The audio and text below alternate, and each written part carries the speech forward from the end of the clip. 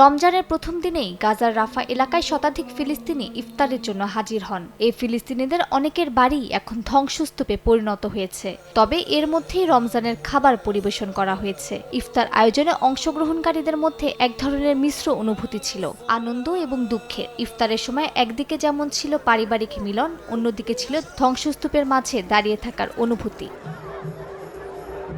যুদ্ধের ক্ষতচিহ্ন বয়ে বেড়াচ্ছে পুরো অঞ্চল। গাজার বাসিন্দারা প্রতিদিন সংগ্রাম করলেও তারা একে অপরকে সান্ত্বনা দিয়ে বলছেন, যুদ্ধবিরতি চুক্তি সঠিকভাবে বাস্তবায়িত হলে তারা শান্তিতে থাকতে পারবেন।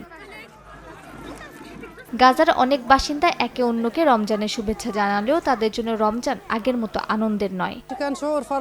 যখন আমরা ধ্বংসস্তূপে ইফতার করলাম, তখন আমাদের অনুভূতি দুঃখে পরিণত হলো। আল্লাহ আমাদের মাফ করুন এবং দ্রুত পুনর্নির্মাণ করতে সাহায্য করুন। এটা আনন্দের অনুভূতি ছিল যে আমি আমার পরিবার, বন্ধু, প্রিয়জন এবং ক্যাম্পের সকল মানুষের সঙ্গে ইফতার করেছি। তবে একই সঙ্গে ধ্বংসাবশেষ দেখে অনেক খারাপ লাগছে।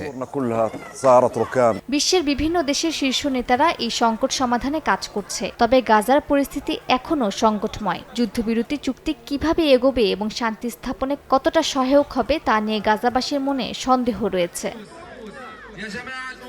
মালিহা সুহরাওয়ার্দী, সময় সংবাদ।